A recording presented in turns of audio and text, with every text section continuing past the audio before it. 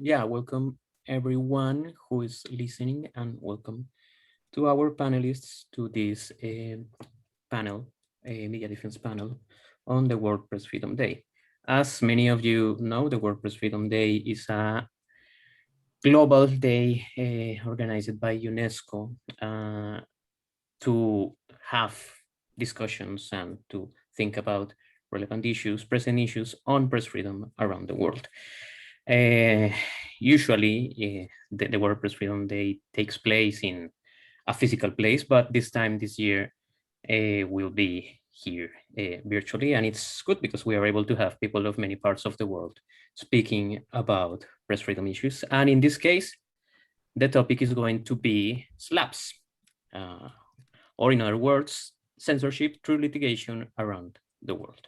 So I'm going to give you a quick explanation of what slabs are, but first I'm going to introduce my panel. We have 4 brilliant people from different parts of the world and who work in really interesting things and places which touch cases of slabs against journalists, activists, etc. The first one is Pedro Vaca, Villarreal. He's the Special Rapporteur for Freedom of Expression at the Inter-American Commission on Human Rights. He's also a really good friend of me and of Anna, our other panelist from Colombia. He also worked as the executive director of the Foundation for Press Freedom in Colombia. And yeah, he has a really interesting job on freedom of expression issues around Latin America and the Americas in general. The other panelist is João Paulo Cuenca.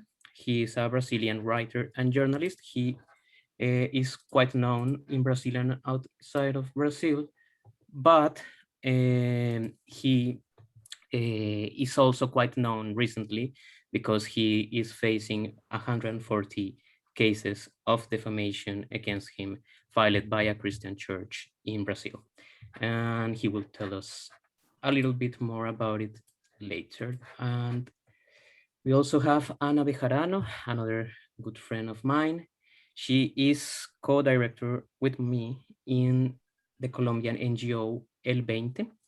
Veinte is a Colombian organization dedicated to the defense of freedom of expression, especially on legal issues. And she's also a law professor at Los Andes University. And finally, we also have another brilliant lawyer and good friend of mine, Joanna Connolly. She's legal officer at Media Defense, and she's also in charge of some of our activities related to slabs in Europe.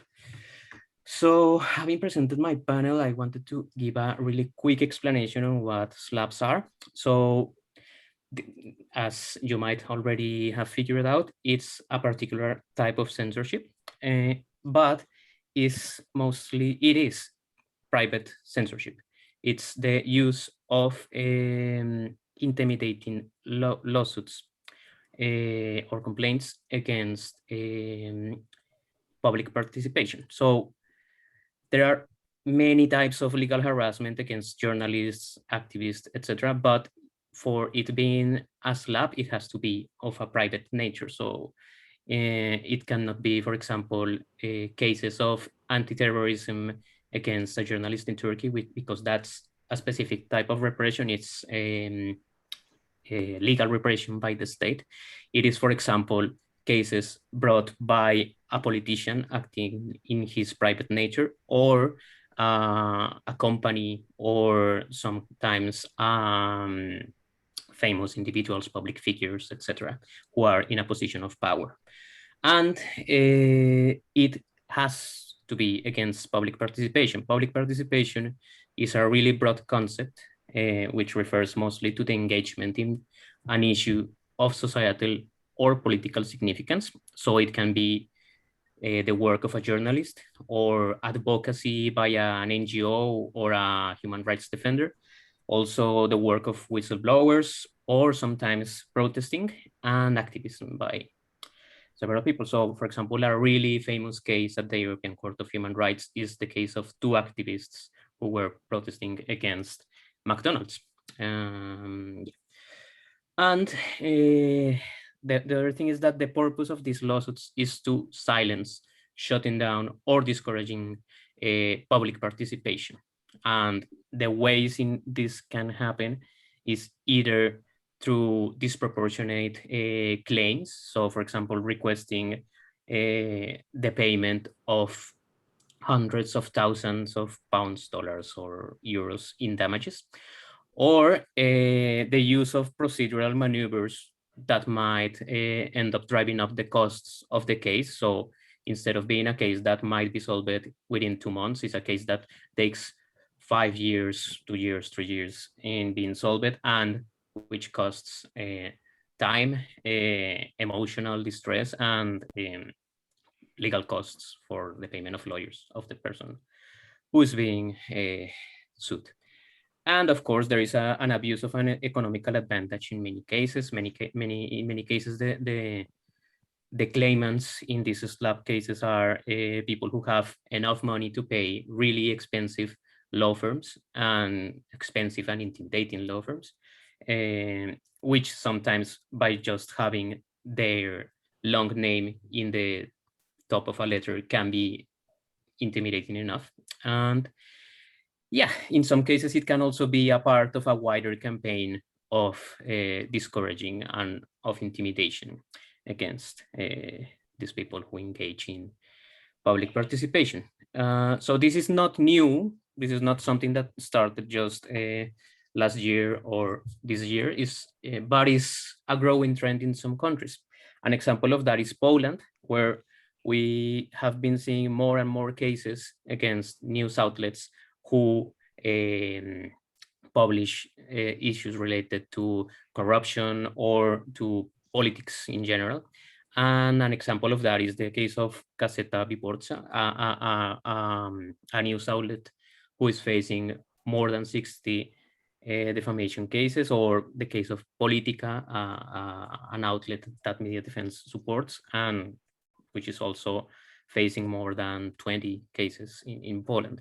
But another example is what's going on in Italy for already a decade, I will say, where our local partner, Oxigeno per la Informazione, recorded an increase of almost 5,000 cases on 2011 to almost 10,000 cases in 2017. These cases, most of the times, are meritless and are lost in a very early stage, but they made a really high damage. They don't have to sanction the journalist or the activist, because there is already a big loss of in their side for paying the legal fees and all the other things that I already mentioned. And yeah, it can be really exhausting and intimidating. But yeah, we will get to know more about it with our very brilliant panelists. So we thought that the first person who could give us a really interesting explanation on this issue was our friend João Paulo Cuenca, because he is facing slabs. He's being slapped at this moment that we're speaking. And yeah, so he can tell us, how does it feel being slapped? How's the experience of receiving slaps? And what are the effects on your work, please, João? Well, first of all, thank you for the invitation. It's a pleasure and an honor. And I must thank Media Defense for the support. Actually, I only managed to sleep 8 hours a night after the support in December, because this thing started in June and it was like living hell. But let me just give you some context of what was happening when all of these things started. I used to write columns for Deutsche Welle, which is a news company from the German state, right? And 2 weeks before that, 2 weeks before the event, the Twitter event, the Der Tagesspiegel, which is the biggest newspaper in Berlin, republished an article that I wrote linking Bolsonaro and his government discourse with Nazism and European fascism. So how this government and its representatives replicate Nazi and European fascism discourse. So I was under some sort of radar in the Brazilian embassy because the Deutsche Welle, the relationship between Deutsche Welle and the Brazilian government is tense, and I knew that from the inside. Okay, so I was this writer and columnist, very vocal against Bolsonaro government, and I don't have a huge Twitter following, but well, one day I wrote a satire from an Enlightenment saying, a phrase from the 18th century, which is it's often credited to Diderot, but it's from Jean Meslier, and it's the original phrase is the humanity only will be free when the last priest is entrangled with the entrails of the last king, or something like that. And I changed king and priest with Bolsonaros and pastors from this particular church, which is one of the main supporters of his government. And I use quotation marks. It was obvious satire, but Bolsonaro's supporters, they run some sort of bots in Twitter, and they search for verified users who write about them. And I quickly got into the radar, and then they started a campaign saying that this was hate speech, which is pretty funny coming from this government. And then they started a campaign in Deutsche Welle to get my job. So they got my job, and then when Deutsche Welle published this, the son, one of the sons of the president, published it in social media. And well, in the middle of it, I was receiving hundreds of death threats in all social networks. And they among those threats, they were threatening to sue me. And in Brazil, you have this. I don't know if it exists outside. It's civil special courts. It's a legal system that they created in the 90s to make the justice system more affordable to ordinary people. So the plaintiff can sue someone, and the defendant must go to where the sue is. So, for example, if someone sues me in Manaus, which is sort of 2,000 kilometers from here, I must go there to defend myself or send a lawyer, right?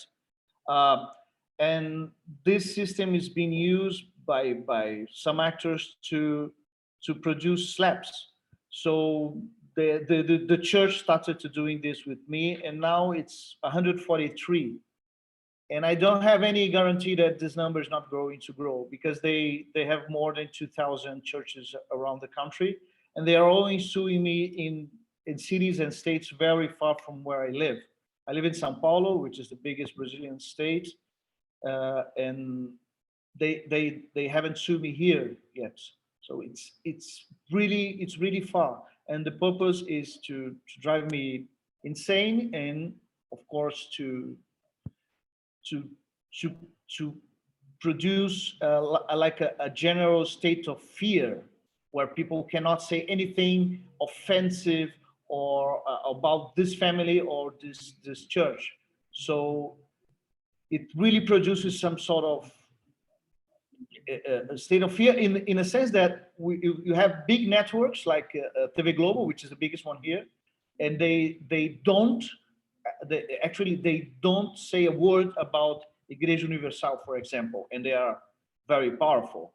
And Igreja Universal sued Evita Lobato, a journalist from Folha de São Paulo, which is a very big newspaper here, and they sued her 111 times in 2007, I guess. And she abandoned journalism after that. So, and I'm not the first case. I guess I'm the biggest one in number, but Well, in practical terms, getting back to the question, I spent pretty much 6 months without working because at some point I was with 4 WhatsApp groups with different lawyers trying to get support. Uh, the I was well I lost some. I was trying to get some grants from the government, some because everything's closed here, and I lost all the deadlines. I lost deadlines of work. Well, it completely apart from taking my job, it completely occupied my mind for 6 months. At the point that it only got better when media defense accepted to help me with the case. So now I have 2 big lawyers here helping me with it around the country because it really needs a sort of a structure of a small office to scan all that. It's pretty much. Did I reply? Yeah, I think that was pretty interesting, João Paulo. And I think that it is quite exemplifying of the issue in many parts of the world. Like we have seen many journalists who end up leaving their work because they have just to go to the courts or to meetings with their lawyers. And yeah, it's an issue that has been seen in many parts of the world, and in Latin America is constantly growing. So that's, I think that it's a really good way to move to our next panelist, and who is Pedro Vaca, the Special Rapporteur for Freedom of Expression of the Inter-American Commission. I guess Pedro can tell us a lot of things about how these issues can be approached by the Inter-American standards and international standards in general.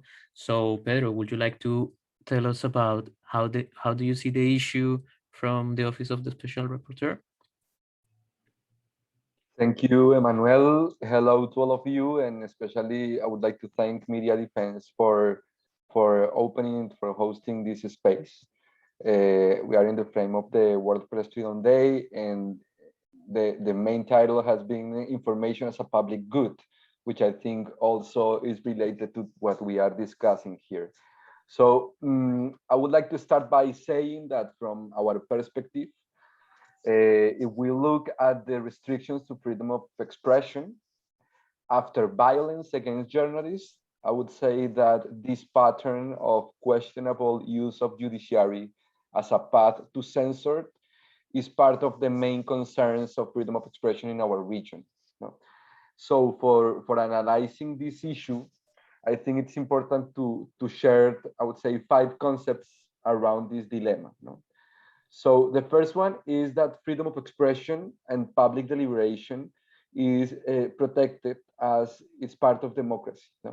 We have international standards that highlight the freedom of expression as a right necessary to conduct relevant deliberations in the frame of democracy.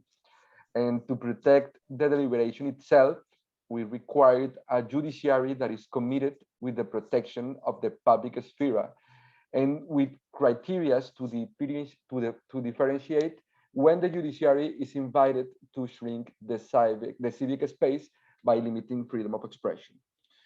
The second item I would like to share is that in democracy, we consider that power should be accountable. And I know that this statement is familiar to all of you, but I think we're crossing through a moment in which some power or some actors, some powerful actors, they think they are not accountable, and they got really upset when some critics goes around them. So we have international standards that clearly say that public servants, for example, and people that voluntarily decided to be a relevant figure of the society should be open to a moral tolerance of critics. It means that we expect them to share answers instead of impositions of their thoughts. And sometimes they use the judiciary as a way to impose their thoughts. A huge portion, and I think what we heard before, a huge portion of the cases we see in the region, that are related to these slab discussions are activated by powerful actors. And I think that that itself should be taken into consideration. The third item I would like to highlight is that the judiciary is to protect, not to censor. And certainly, freedom of expression is not an unlimited right.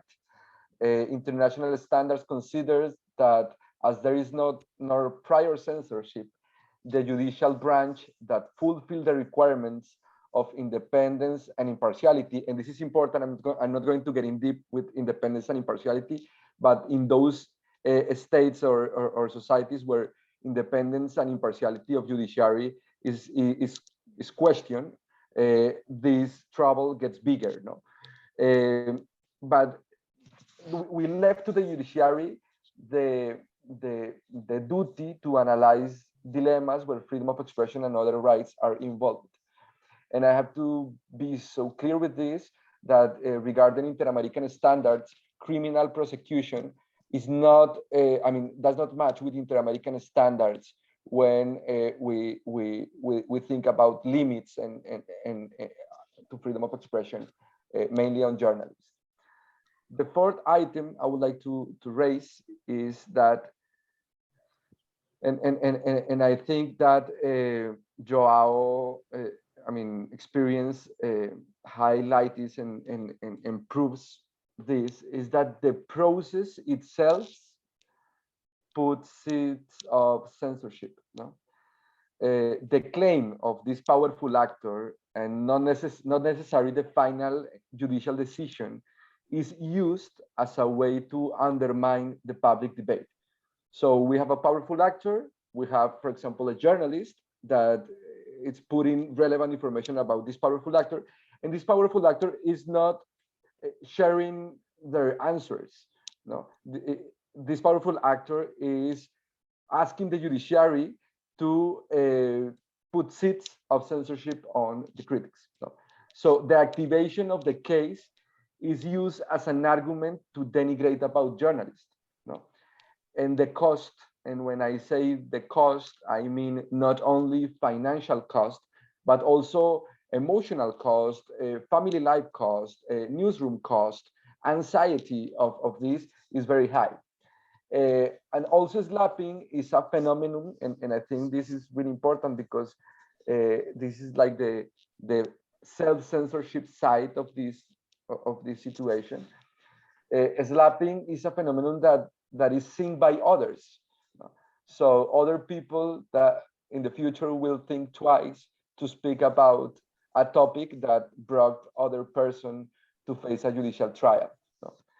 And the fifth and final point I would like to raise is that I think that democracies, we should start a dialogue around how democracies should discourage the activation of a slab, taking into account that judiciary is for protecting rights.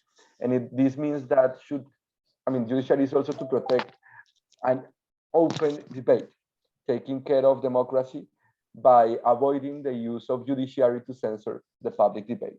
I think if we would like to say in one sentence, the judiciary, and we have a lot of cases that goes straight to that, judiciary is being weaponized against the public debate. And I think that's a democratic dilemma, and we should discuss around this. Thank you, Emmanuel, for the invitation, and open to keep a dialogue about this. Thanks, Pedro. So yeah, those lines on the international standards, especially the Inter-American standards, are really interesting and show, how freedom of expression and international human rights protect expressions on public participation and the work of activists, journalists, etc., and should be a tool for the defense when a slab comes. And they also show how they can affect public participation and can put a chilling effect within society. And maybe it can be more dramatic from one country to another. There are countries in which slabs are more pervasive and can have a more serious impact on society. and in other places, it's just an issue that is starting to grow. So for that reason, we think that it's quite interesting to talk with Joanna Connolly at this moment, because she, as a part of media defense, has seen and worked in some cases in different parts of the world. As many of you know, media defense has a global mandate in different parts of the world and has worked in cases in Africa, Latin America, Europe, Asia, etc. So, Joe, how do you see this issue, and what do you want to tell us about it from your work? Thanks, Emmanuel, and thanks, Pedro. I think you're exactly right, Emmanuel, that one of the benefits of media defense is that we work globally. And what that means is that we're in a pretty good position, just from the cases that come to us, to identify SLAP tactics and to identify how SLAP tactics are evolving in different regions. And so one of the things I wanted to do today is basically outline the kinds of cases that we're seeing coming through to us, and 3 specific tactics, which we see being used as SLAP tactics more and more. And then the second thing I wanted to do was outline how we're trying as an organization to respond to those, including our recent involvement in the CASE coalition, which is the coalition against SLAPs in Europe, which is some really positive movement we're seeing in that region to try to get to grips with this problem. So I think the first thing to say is that as much as we now, as an organization and as a civil society, identify SLAPs as a phenomenon, it is worth pointing out that the use of litigation to intimidate and silence your opponents is hardly something that's exactly new. And resisting precisely those tactics has always been one of the core rationales of media defense as an organization, providing emergency defense to push back against those kinds of threats. But what we are seeing is a really marked increase in specifically SLAP lawsuits globally. And unfortunately, we're seeing those lawsuits become more sophisticated and more effective as censorship techniques. So I want to run through 3 specific ways in which we're seeing that happen. The first, I think, is that those who pursue SLAPs are using multiple lawsuits against a single journalist. I mean, we heard from at the beginning about 143 cases, I think it was. And often we see those multiple lawsuits being filed against the same article, or the same issue. So a good example here is our casework in Poland. So especially since about the election, about 2015 and the election of the Law and Justice Party, we can see what's happening in Poland is basically can only be called a coordinated effort to basically bury independent media in these kinds of SLAP lawsuits. And media defense has a partner organization in Poland, but what we're seeing is this spillover beyond the capacity of our partner into our own emergency defense fund, quite simply because the scale of the SLAP problem is so huge in Poland that we're reaching the edges of capacity in terms of what civil society can provide. So to give you a few examples, I mean, Emmanuel already mentioned Gazeta Wyborcza, which is facing, I think, 57, 60 civil lawsuits. Onet, which is one of Poland's largest online media outlets, is facing around 40 lawsuits. We recently took on about 4 lawsuits brought against Polityka, which is an investigative journalism magazine. And I think those cases in particular demonstrate the SLAP phenomenon really well, because you see all of those 4 to 5 lawsuits have all been brought basically about the same single article written by the same journalist. But there's no disincentive within the legal system against filing multiple lawsuits. And the flat cost of actually filing a lawsuit is really low. And so you see claimants filing multiple lawsuits about the same subject matter, which all must be defended simultaneously and in parallel, increasing the costs across the board for the journalist who's trying to defend those lawsuits. Second, in those cases, you see the journalist who wrote the article being targeted in his personal capacity. So he's now personally liable to pay all the legal fees to his lawyers, but he's also risking heavy fines, a potential ban from journalism, and even, I think, in one of the cases, a potential jail sentence. And you can see the kind of chilling effect that that's going to have on journalism in Poland and where those tactics are used when SLAPs become so personal. And it's not just Poland. I mean, we've heard Brazil issues there, but we're supporting and have been for years the SLAP cases brought against Rappler in the Philippines, which have been dragging on precisely because the claimants behind those cases want them to drag on to basically drain as much of the resources as they can. And what I would say on a whole, observing our case base, is if you're a reporter who's reporting on government corruption, if you're reporting on business corruption, if you're reporting big environmental issues involving large corporations, basically if you're engaging with wealthy opponents who are invested in reputation management, then you're at high risk of a slap and of multiple slap lawsuits is because of the kind of work that you're doing. And you can see the ways that these techniques work. Emmanuel and I actually were speaking to the in-house lawyer at Gazeta Wyborska just in December last year.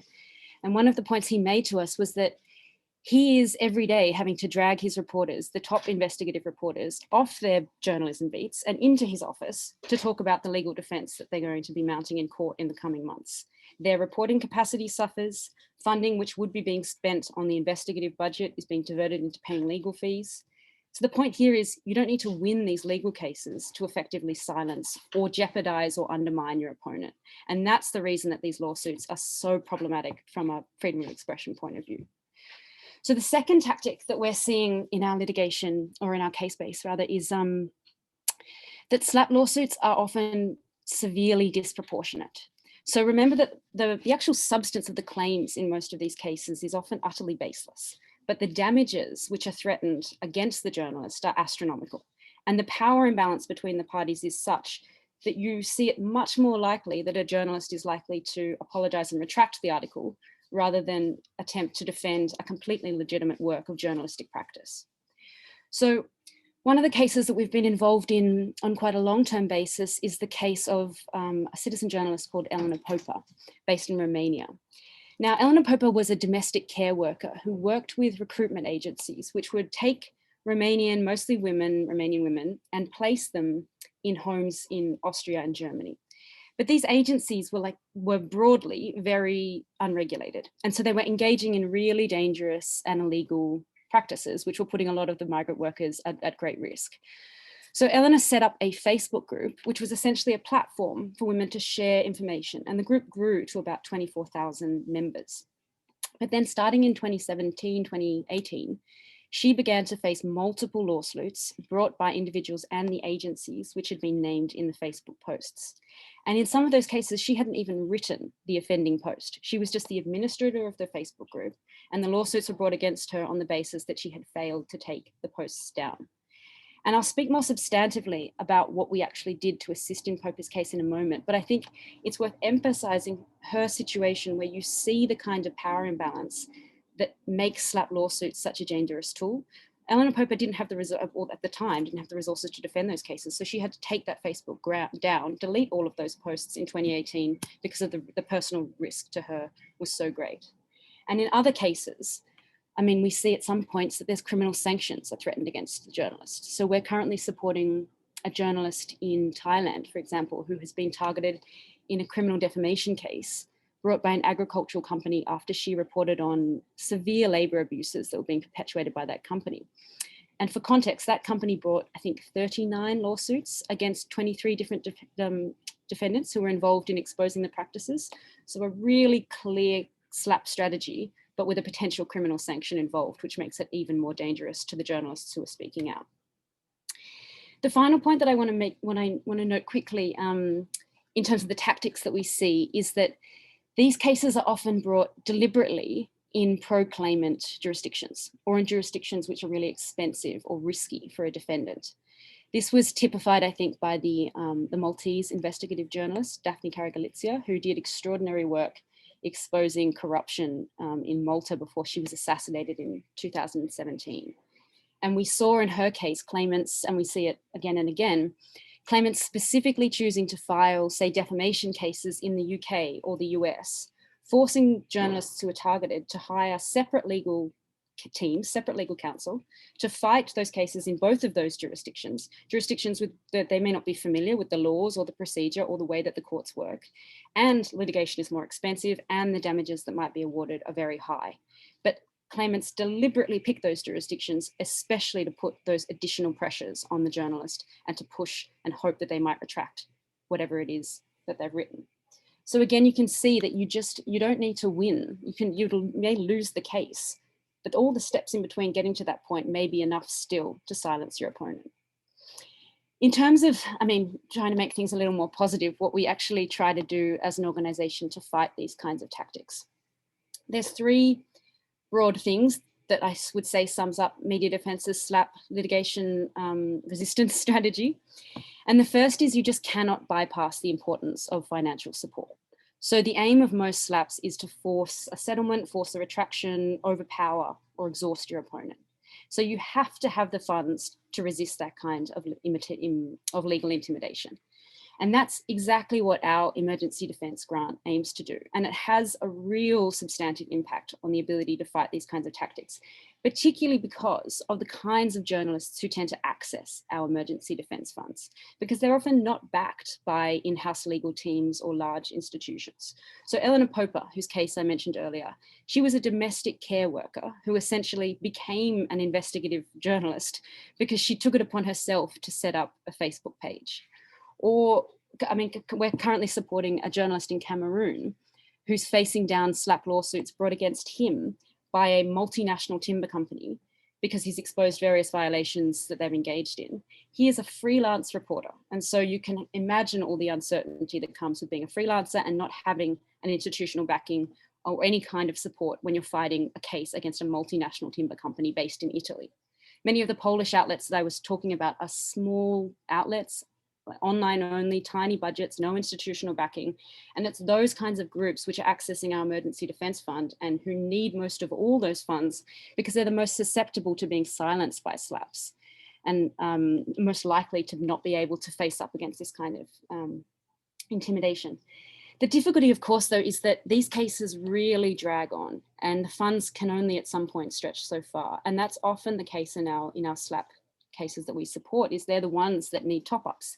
They're the ones where the grants need to be extended. They're the ones where the grants need to be increased. And this has happened in the Rappler cases that we've been supporting for years because they drag on, because that's the point of SLAP litigation.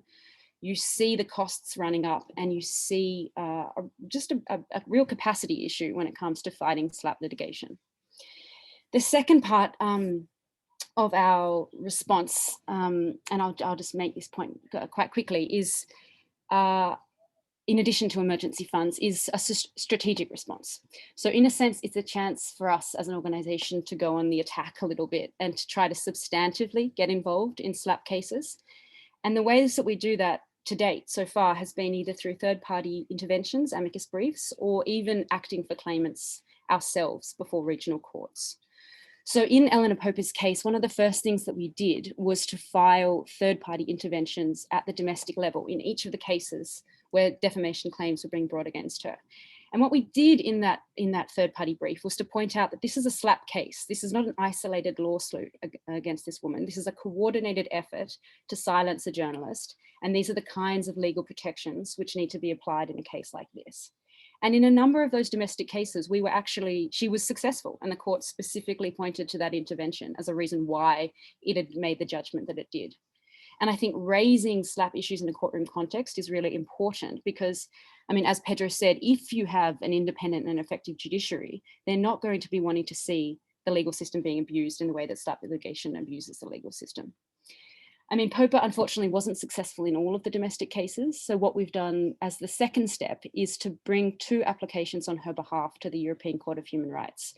And the aim of those cases is firstly, obviously to protect Poffer, but secondly, by elevating the cases to the European Court, the secondary aim is to get some really strong case law out of the European Court, to point out that abusive legal tactics are a trend, they're a phenomenon, and we need courts, regional courts, to be developing case law and strong decision-making, which would push against these kinds of trends.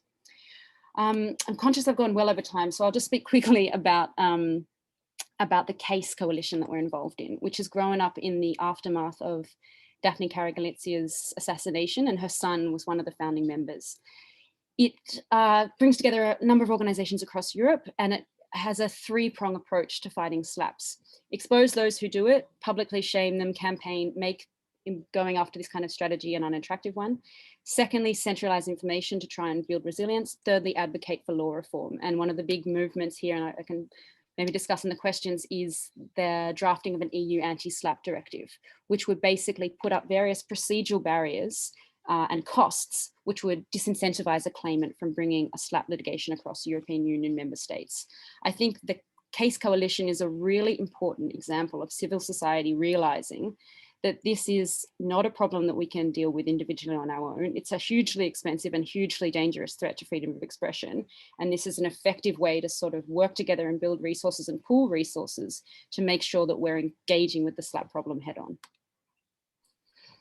Thanks, Joe. That was really interesting. And I think that it raises many of the different tactics that are being used throughout the world. And I also think that it highlights quite importantly how many of these cases throughout the world, what they need is support from experienced lawyers and support through the payment of legal fees, which in sometimes or most of the times can be extraordinary and not easy to cover even with the direct support that we already give. So the more support that they can get, the better. And just before moving to our next panelist, I wanted to mention the fact that we have several attendees who are lawyers who work with us in other parts of the world, in different parts of the world, helping these journalists and outlets, and who have been able to support in some cases for the defense of their freedom of expression and for the defense of public participation, sometimes with the substantive support of media defense as well as the financial support. So to those lawyers who are joining us at this moment, thank you for joining us, and thank you for the support you have given in different parts of the world. And please ask your questions to these panelists, because we think that it's quite important to have your questions in the coming minutes. So now moving to the next subject, I think that we can make an interesting leap to Colombia, because Colombia is one of the countries where we see most of the different types of censorship against journalists. And we can see all the different kinds of censorship that can be found in every other place of the world. And this includes slabs. Ana Bejarano, who is a good friend of mine and who is also co-founder and co-director with me of a Colombian organization, Veinte, has worked a lot on slab cases against Colombian journalists and is currently supporting some interesting and serious cases in Colombia. And she has been also working with me in Veinte in the drafting of a proposal to address the slabs through modifications on legislation. So maybe Anna, you can give us a quick explanation, a detail.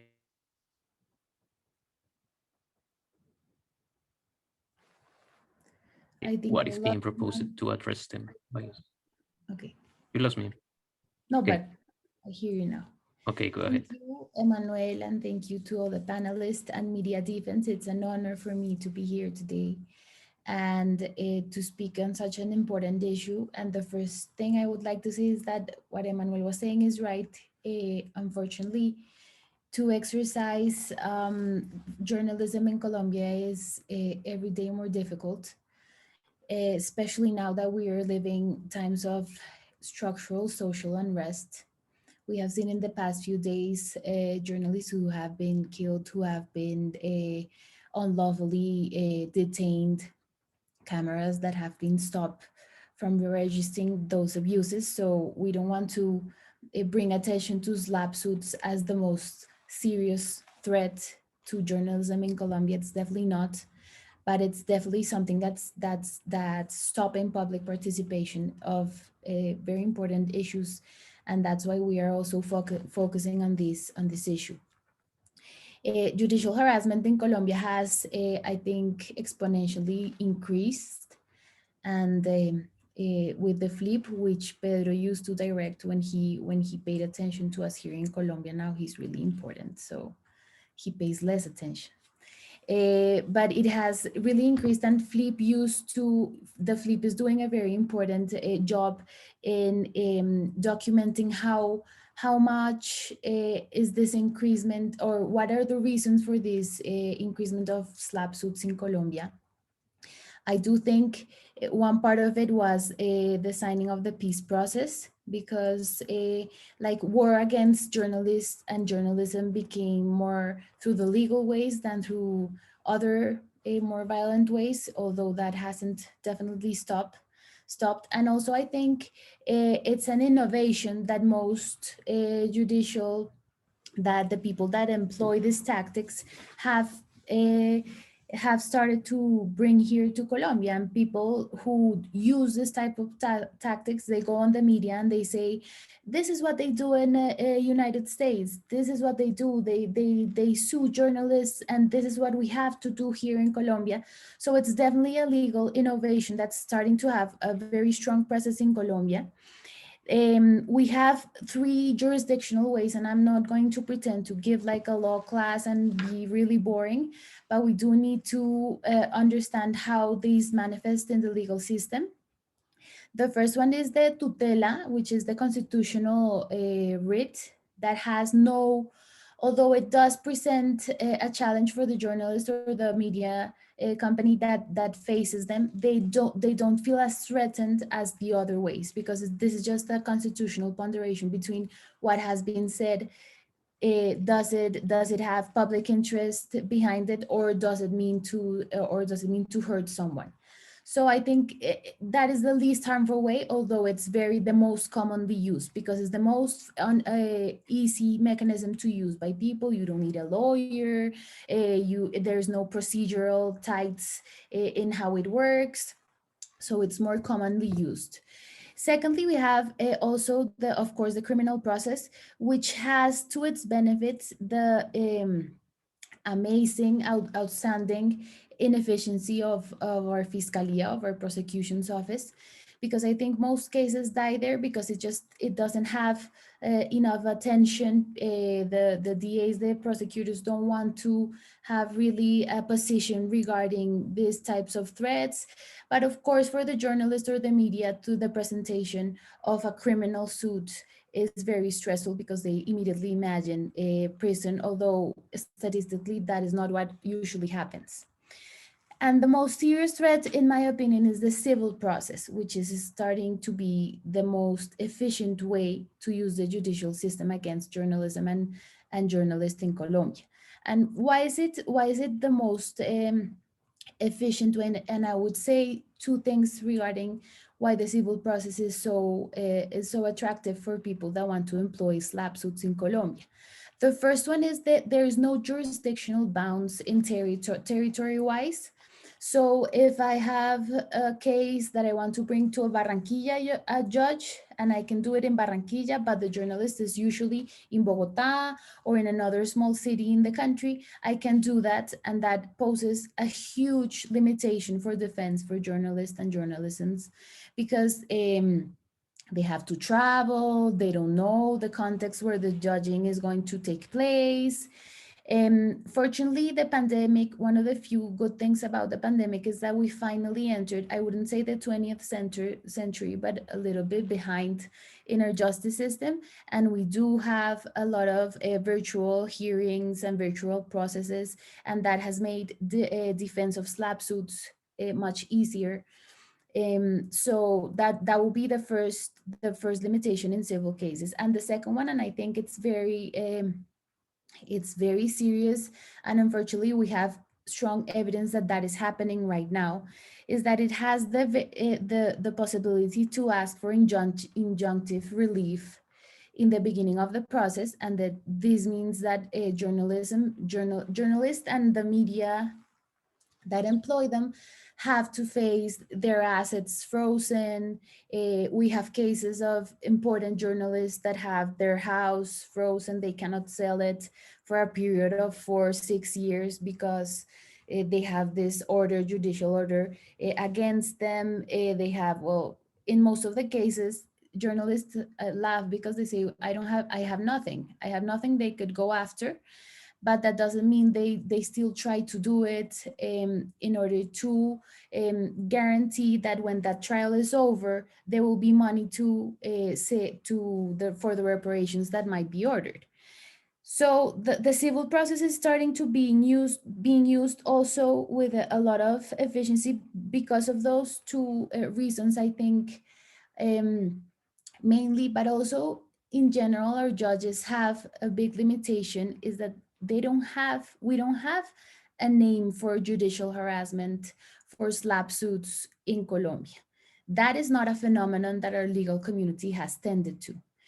We do have in jurisprudence and in the law, we do have the abuse of the law and the abuse of litigation, but it's not tied to the stop of public participation. So judges really don't understand when you make slap arguments or anti-slap arguments in the cases, because they feel this is not an institution they have to respond to. In most of the cases that we in Veinte have, and also in my personal practice, when you do a countersuit filing for the recognition of anti-slap or for slap strategies, judges usually don't answer because they don't have the background to understand that this is a special way, and I agree with Pedro, to use the judicial system to weaponize the judicial system against journalism and against public participation. So that is definitely something that has been going on for a long time, and that is that we still don't have any legal definition, and we have a very legalistic judicial system. So if there's no legal definition for slaps or anti-slaps, judges will tend to ignore those arguments in judicial processes. Also, even though we don't have it, especially more serious than not having a name, it's more tense not having a perception of it, because judges feel that there is just a right to access justice. You can exercise it whenever you want to, and to stop that would be a constitutional infraction, a violation, and the case, even though it has no merit, even though it has no fundamental probatory aspects to sustain it, it should go forward.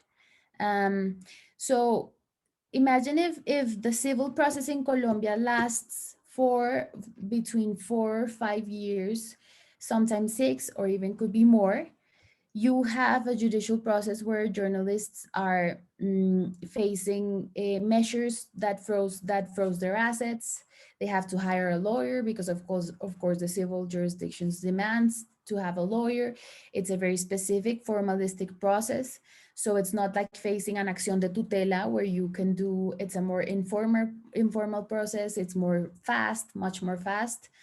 And it's also not, it doesn't have the, I wouldn't say filter, because I don't think our prosecution acts as a filter, but they don't have the presence of the prosecution office that can stop the trial before it moves forward. So the civil process is definitely the most threatening process right now for the use of slap suits. We have in Colombia seen recently a lot of civil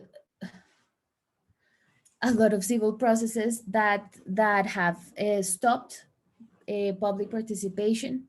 We have cases of, for example, a forced prostitution ring in the national police that is now being, the journalist that presented this case is now being sued civilly. She has lost the first case, and now we're waiting for the second one.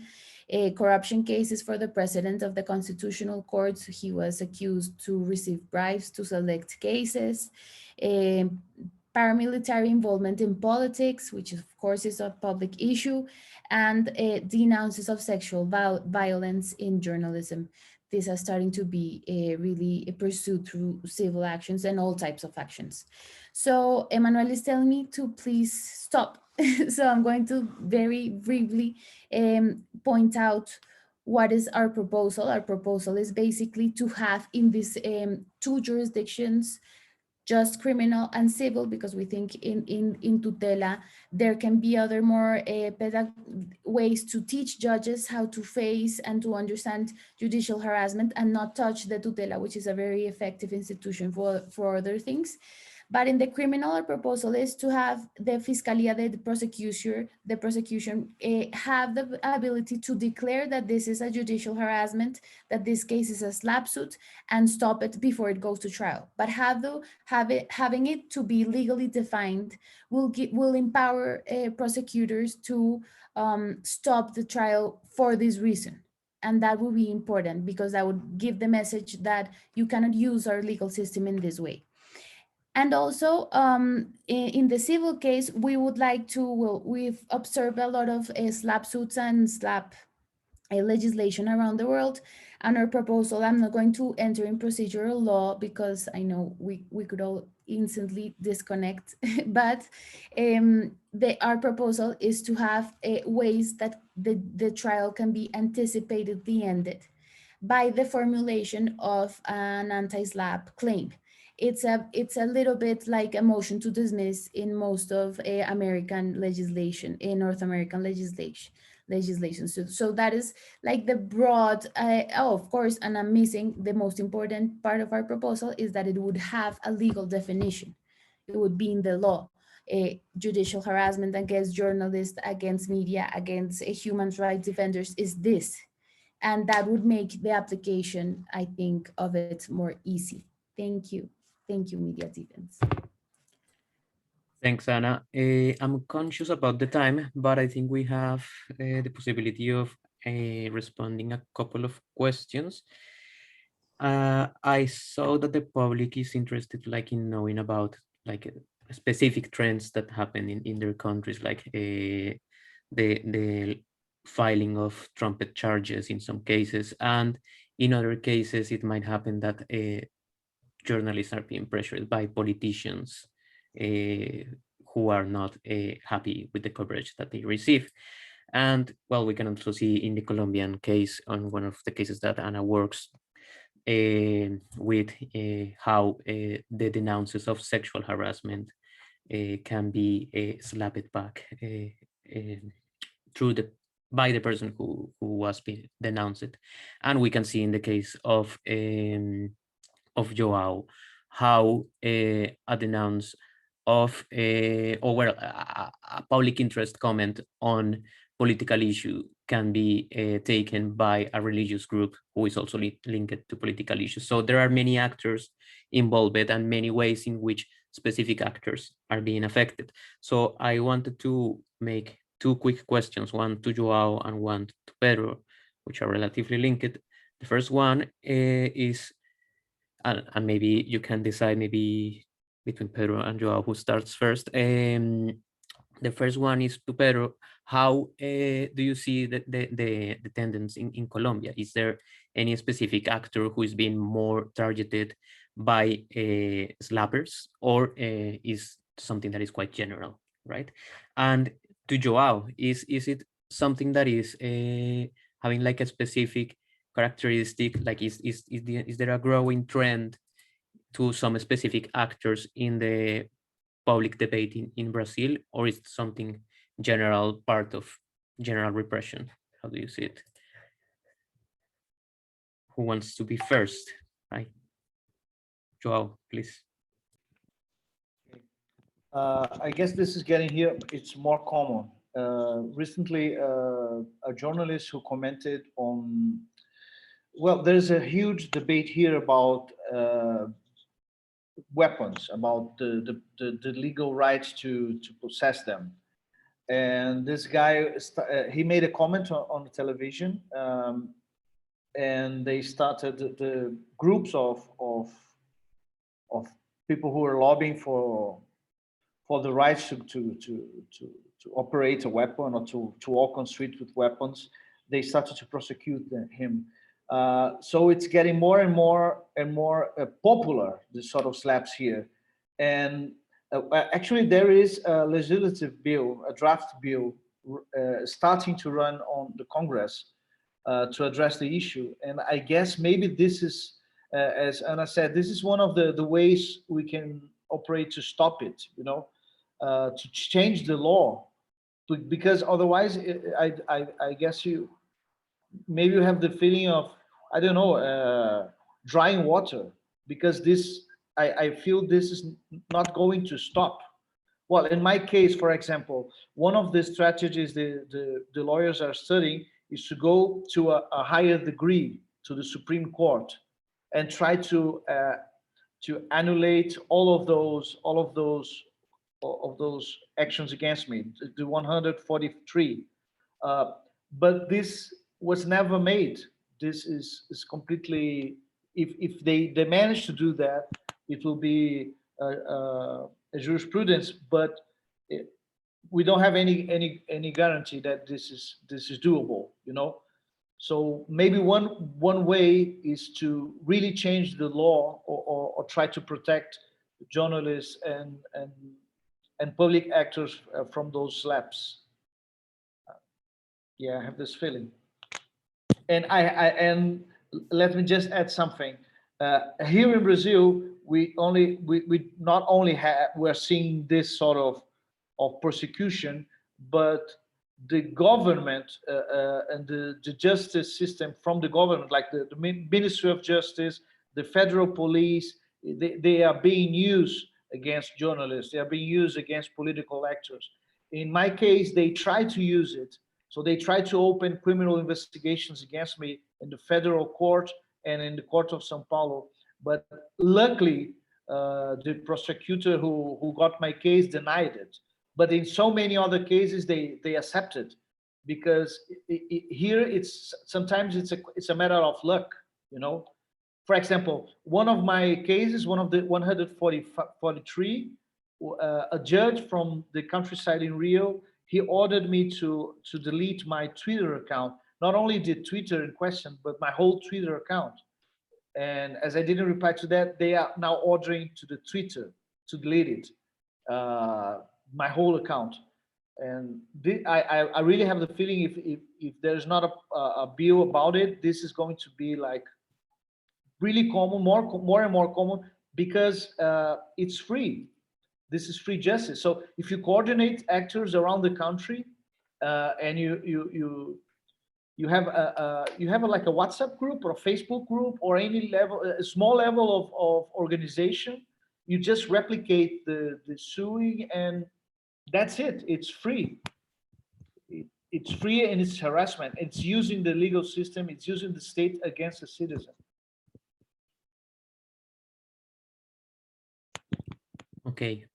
Thanks, Joao. Please, Pedro, proceed. Okay. No, I think there are like two patterns that we are seeing from the side of the people that it's asking the justice to intervene in these public discussions, public servants.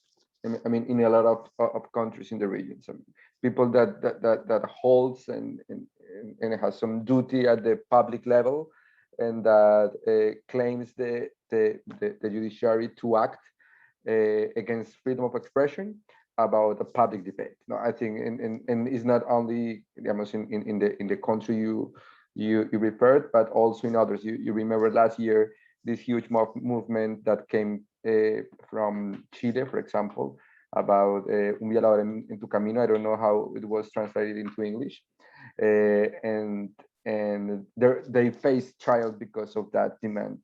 And that brings me to the second pattern that that worries me a lot, and is we can agree that violence against women is something that has been self-censored for several years, for so long. And now some of our societies are starting to discuss this, and something that we are, we're receiving a lot of reports of the use of the judiciary to silence these denounces, no? And I think that's a huge debate, and in several countries we are documenting cases around this. So it's not only something that is targeted to journalists, that is activated by powerful actors, but also in specific topics and discussions, no? So and I think it's very sensitive, this, because as societies, as democracy, we should not give the message of that a topic like violence against women that has been censored for so long and silenced for so long is going to have a border, or nowadays using slab strategies. So I think that's something I would like to raise here. Thank you, Pedro, and thank you, Joao. I wanted to address just, I mean, Janet is telling me that we might be able to have a couple of minutes, but if any of our panelists needs to leave, just feel free to do so. But we have one quick question from one person in the chat, and it's about the widespread abuse of power by politicians in Nigeria and the constant legal harassment, sometimes linked through the work of security agencies, right? And yeah, like several ways of censorship that in some cases can be slab or not slab. So I guess that the question is about how can one support respond to these cases in Nigeria and in Africa, and how can we respond to them? So I guess maybe Joe can respond to that from the perspective of media defense's work. Yeah, so I guess there's two things to say. The first is one of our core priorities as an organization is to fight impunity where it occurs. So if you are referring to instances where journalists are harmed, harassed, I think you said disappeared in one context, we aim to both fund and substantively contribute to cases that tries to get justice in those cases and therefore tries to stop cultures of impunity and instances where journalists can just be freely targeted.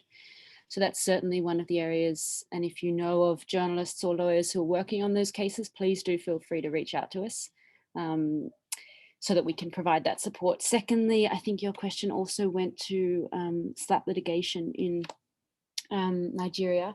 I think one of the challenges of SLAP is that on the one hand, yes, there are absolutely global trends, which we can speak to. But secondly, SLAP's so effective when it really manipulates the procedural mechanisms specific to a country, when it uses the civil litigation, when it uses the loopholes that are proclaimant specific to that jurisdiction. So in the context of that, we would be able to maybe link you up to lawyers we've worked with in Nigeria who are far more familiar with those issues and can provide that support. But certainly both in terms of the first issue, impunity against journalists, and secondly, SLAP in Nigeria, they're both issues that we'd want to assist with. That's great, thanks, Joe. And I guess that responds partly to the other question we had from Antonio in South Africa, which is to the specific filing of trumped up charges against some journalists after they denounced some issues. So yeah, in case it fits our mandate, journalists can reach to us for support. And if I might do a question. Yeah, sure. Please. Could we see the post from Joao? The post that made all the trouble, please? Sorry? Could we see your post? I had deleted, But I can't. You can show it? If I can show it, I guess I have a print of it somewhere. Because I wrote an article on BuzzFeed after the whole issue, trying to put this in context, because this phrase it was satirized by many writers among the centuries. Like we have like 250 years of tradition on making satire on this phrase. I will send the link of this article, which has the print to the, maybe I can send it to our chat. Okay, that's it. Thanks. You're welcome. It's really in the beginning. I actually have it on my computer, so I will share it shortly. But I just wanted to finish up asking Anna about her work at this moment in Colombia, in specifically the case of Las Volcánicas, which is a case that media defense is also supporting. Is a case of a movie maker suing two journalists who are denouncing cases of sexual harassment, right? So I don't know, what can you say about how this shows the difference of balance of power and how this affects freedom of expression regarding the denouncers of sexual harassment in Colombia or in other parts of the world? I think it's quite exemplifying, right? Well, I don't usually use these academic forums to advance cases, but I'll do an exception. We had the case of two journalists, Catalina Ruiz Navarro and Matilde de los Milagros Londoño, who wrote an article that denounced, wow, that's amazing, that denounced a movie maker, a filmmaker called Ciro Guerra. They basically registered 8 cases of women that have different episodes of sexual violence with him, by him, and he has sued them. He did 2 constitutional processes. The first one, he retired, which is actually a way of impeding it from it to go to the highest court. And he did that because he had been losing. And yesterday we had the awful news that he, in the second process, he won, and they have been ordered in a very particular order to reframe the article. And basically the tribunal is saying you cannot draw conclusions from these stories, and you need to give us more of the verification process that you did to print those stories. So you have to show if you think these stories are real or not. And that, of course, places a huge challenge, because it could deliver the identification of these victims, which for obvious reasons they want to remain anonymous, because they all are persons that have been working with him. He's one of the biggest filmmakers in Colombia. And the women that accuse them are people that work in the industry. So by giving more details of the periodistic side of how the journalism was made and how the stories were got, that will definitely place a danger for them. And the journalists are trying to reframe the article in order to abide the judicial order in a way that doesn't allow the identification of these victims. We are going, of course, to go to the Constitutional Court. This is, I think, the first big case of journalistic sexual denounces. And we hope the court will recognize national and international standards regarding this important case. But we are losing right now. He also presented a criminal action, which is stuck there in the prosecution's office. And he has claimed in the media that he also presented a civil action. So he has used the 3 ways to silence this brave journalist, and we are standing with them until the end. Thanks, Anna. I think that's a very interesting way to close and wrap up this panel. I'm sharing the screenshot of João Paulo's tweet, which you can read now, and maybe those who know Spanish can exercise some portuñol to understand it. But maybe João can give a really quick translation, and then we can just wrap up. Yeah, the translation of it is Brazilians will only be free when the last Bolsonaro is strangled with the entrails of the last pastor from Universal Church. And it only means, I'm not asking for anyone to be entrailed with the guts of anyone. I'm just asking for those agents to be away from the government. It's a very Republican construction and phrase, it's something from the 18th century. And we have the feeling here in this country and around the world that we are still fighting for enlightenment values, because these guys are trying to make humanity lose everything we gained with the construction of the modern republic after the French Revolution. Thanks, João.